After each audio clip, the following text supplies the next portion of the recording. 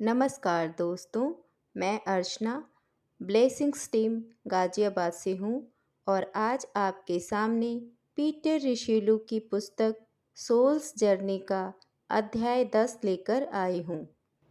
इस अध्याय में एक शिष्य और उसके गुरु के साथ कैसा संबंध होता है, इसके बारे में बताया गया है। एक शिष्य को गुरु के निकट पहुंचने के लिए क्या क्या टेस्ट देना पड़ता है, इसके बारे में बताया गया है। गुरु के पास फ्री विल होता है और शिष्य के पास भी फ्री विल होता है। दोनों अपने अपने फ्री विल से गुरु और शिष्य बनते हैं। जैसे ही 11 बजते हैं, आचार्य पीटर के घर पहुंच जाते हैं और बोलते हैं कि आप मुझे रिकॉर्ड दिखाइए जो आपको इन 7 दिनों में अनुभव हुआ है। तो पीटर अपना 7 दिनों का रिकॉर्ड आचार्य को दिखाते हैं। तो आचार्य कुछ बोलते नहीं हैं, सिर्फ नोट्स को देख रहे होते हैं। तो पीटर उनके चेहरे की तरफ देखते हैं और नोटिस करते हैं कि आचार्य थोड़ा थोड़ा खुश हो रहे हैं। तब आचार्य जी बोलते हैं कि 7 दिन में तुमको जो अनुभव हुआ, मैंने तो तुम्हें कुछ नहीं बताया इसके बारे में। मैंने तो तुम्हें अकेले छोड़ दिया कि तुम खुद ही करो, और तुमने यह सब टेस्ट पास कर लिया। तुमने जो अपना अनुभव इस नोट्स में लिखा है कि पहले दिन तुम्हें क्या क्या अनुभव हुआ, जैसे कि सोमवार को तुम चाहते थे कि चार्ल्स के साथ और समय बिताऊं, लेकिन तुमने देखा ना कि चार्ल्स अपनी दुनिया में कितना खुश था।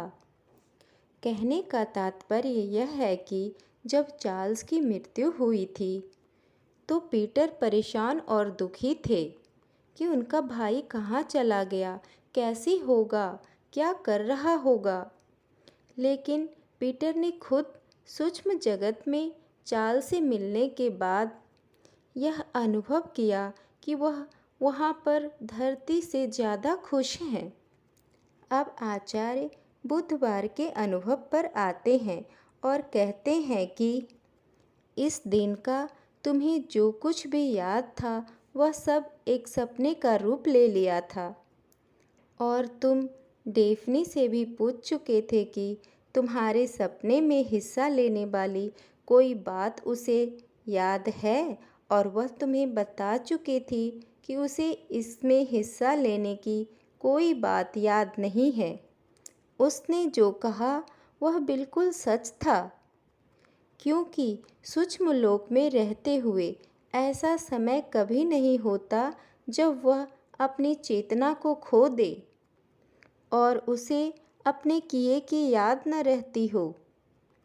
उस रात क्या हुआ था, तुम और डेफनी एक साथ थे और एक गोरिल्ला आया और तुम लोग उसको देखकर डर गए, और धीरे धीरे वो गोरिल्ला बड़ा हो गया और तुम लोगों को वह डराने लगा, और फिर वह डेफनी की तरफ आगे बढ़ा और उसे खींचकर लेकर जाने लगा। तो इसे देखकर तुम डरे जरूर, लेकिन हिम्मत करके उस गोरिल्ला के पास गए और उसके साथ तुमने लड़ाई की। यह सब जो तुमने सपने में देखा, यह मास्टर्स के द्वारा तुम्हारा टेस्ट था।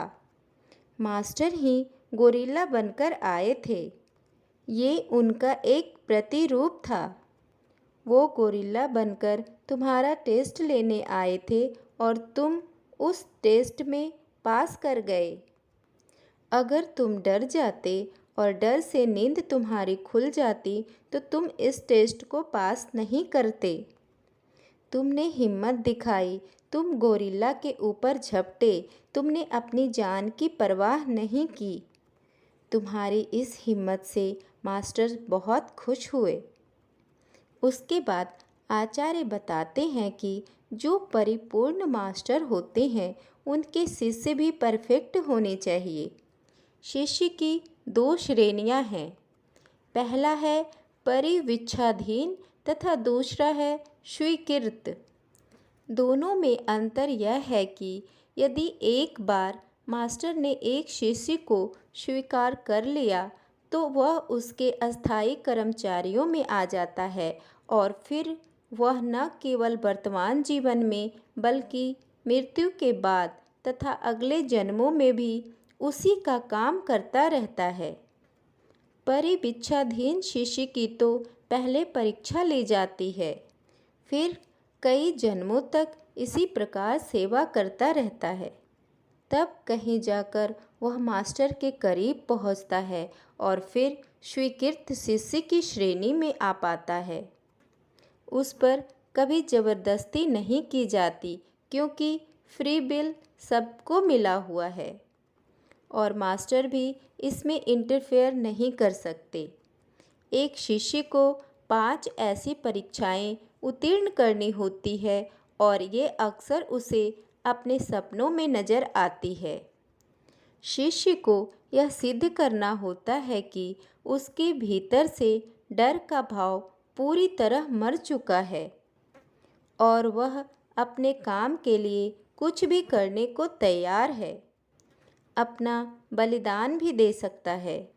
आचार्य कहते हैं कि मैं तुम्हें यह शिक्षा इसलिए दे रहा हूँ कि तुम इसमें रुचि रखते हो और अभी तुम्हें 2 परीक्षा और देनी पड़ेगी क्योंकि सूक्ष्म जगत के बारे में तुम्हें सब कुछ जानना है। एक आग से जुड़ी परीक्षा है और दूसरा पानी से। सुनने में तो यह आसान लगता है किंतु यह आसान नहीं है। आग से जुड़ी परीक्षा में भयंकर गर्मी वैसी ही गर्मी लगती है जैसे भौतिक जगत में तुम्हारे शरीर को लगती है। अगर तुम इस आग के बीच से निकलने की कोशिश करोगे तो जल जाओगे, परंतु यदि एक बार तुम्हें यह समझ आ जाए कि तुम सूक्ष्म शरीर में हो और तुम्हारा कोई नुकसान नहीं हो सकता तो आराम से आग से निकल जाओगे और यह परीक्षा तुम पास कर लोगे। एक परीक्षा पानी की है जिसमें समुद्र के नीचे यात्रा करना पड़ता है। ज़्यादातर शिष्य इसी परीक्षा में अनुत्तीर्ण यानी फेल होते हैं। उन्हें लगता है कि उनका सांस घुट जाएगा, हालांकि यह उनकी कल्पना के कारण होता है और वे डर जाते हैं और अपने भौतिक शरीर में जागकर उठ बैठते हैं और तब पता चलता है, अरे यह तो दुःस्वप्न था। आचार्य कहते हैं कि तुम्हें अपने मास्टर्स को यह विश्वास दिलाना होगा कि तुम्हें अस्थायी निवासी और अस्थायी निवासी में अंतर कर सकते हो, क्योंकि वहाँ पर भी बहुत से लोग प्रतिरूप धारण करके धोखा देते हैं। तुम पक्की तरह यह जान सको कि वो असली है या नहीं, तभी तुम मास्टर्स के मैसेज उन तक पहुंचा सकोगे। अब आचार्य शुक्रवार की रात के बारे में पीटर से कहते हैं कि मैं मानसिक रूप से तुमसे संपर्क बनाए हुए था, क्योंकि मैंने तो तुम्हें प्रयोग करने के लिए हर डायमेंशन में जाने की स्वतंत्रता दे दी थी। अब तो तुम्हें पता लग ही चुका है कि सूक्ष्म लोक में किसी भी भाग में पहुंचना बहुत सरल है, बशर्ते कि तुम्हारे पास कोई विशेष निशान हो जिसका कि तुम इस काम के लिए उपयोग कर सको। क्योंकि वहाँ एक खंड से दूसरे खंड में जाने के दौरान पीटर रास्ता भूल जाते थे तो उन्हें निशान की ज़रूरत पड़ती थी। अब आचार्य कहते हैं कि तुम बड़े भाग्यशाली हो कि तुम्हें स्नातक की उपाधि ग्रहण समारोह को देखने का अवसर मिला, क्योंकि सूक्ष्म जगत में भी ग्रेजुएशन सेरेमनी होता है। जो नेचर स्पिरिट यानी प्राकृतिक आत्माएं होते हैं वो देव जगत में ग्रेजुएट करते हैं। सूक्ष्म लोक में बहुत कम लोगों को इस समारोह को देखने का सौभाग्य मिलता है। अब आचार्य कहते हैं कि शनिवार और रविवार के रात्रि का तुम्हारा अनुभव बहुत अच्छा था। इस रात को तुमने मेरी दी हुई शिक्षाओं को व्यवहार में लाया। तुम्हारा काम न केवल मूल्यवान था बल्कि बहुत अच्छे तरीके से भी किया गया था। तुमने मैरी, जिम और आयरिन सबको हेल्प किया। मैरी के परिवार वाले की डेथ हो गई थी और वह बहुत दुखी थी। तो पीटर जाकर उसे समझाते हैं और कहते हैं कि जो इस दुनिया से चले गए हैं वो सूक्ष्म जगत में बहुत खुश हैं। तुम उनके लिए परेशान मत हो, दुखी मत हो। अब आचार्य कहते हैं कि इन तीनों की जिम्मेदारी अब मैं तुम्हें देता हूँ। अगर तुम्हारा इरादा अच्छा है तो तुम कुछ भी करो, कोई फ़र्क नहीं पड़ता। यह सब जो तुम कर रहे हो, इन लोगों की मदद कर रहे हो, आयरीन, मैरी और जिम की, यह सब अच्छे कर्मों में आता है और यह सब तुम बहुत अच्छा काम कर रहे हो। अब आचार्य मानस जगत के बारे में बताते हैं। कुछ समय के बाद सूक्ष्म शरीर को त्याग कर, यानी यहाँ पर सूक्ष्म शरीर की भी मृत्यु हो जाती है। आत्मा मानस शरीर में पहुँचती है। सूक्ष्म जगत से मानस जगत में जाने का समय आत्मा के विकास पर निर्भर करता है। मानस जगत आनंद और शांति का जगत है। मानस जगत विचार का जगत है। विचार ही वहाँ की वास्तविकता है। भौतिक जगत में जिस प्रकार मेज, कुर्सी आदि वस्तुएं हैं, उसी प्रकार मानस जगत में विचार ही वस्तु है।